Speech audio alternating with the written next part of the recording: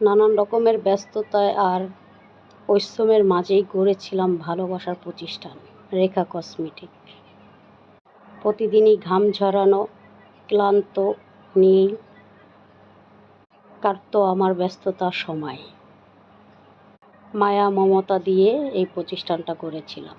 ছোট থেকে স্বপ্ন ছিল কসমেটিকের দোকান একদিন মালিক হব, একটা কসমেটিকের শোরুম করব। সেই স্বপ্নটা বাস্তবায়ন হয়েছিল আমার 2016 সালে।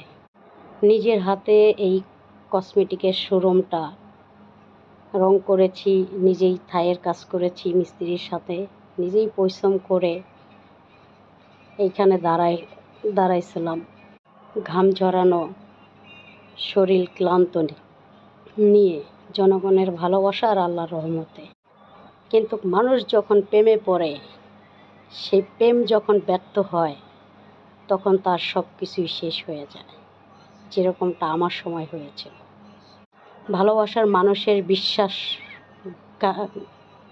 নিয়ে যখন খেলা করে, আর সেই ভালোবাসার ব্যর্থতাই আমার জীবনে চলে আসে।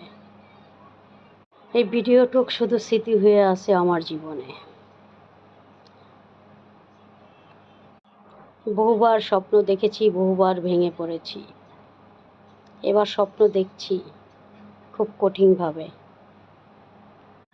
আর যেন ভেঙে না পড়তে হয়।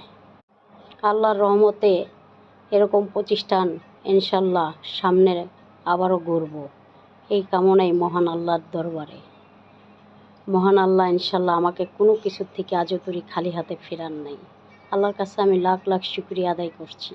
যা যা চেয়েছি তার দরবারে তাই আমাকে দিয়েছে, আলহামদুলিল্লাহ। আল্লাহ শুকরিয়া।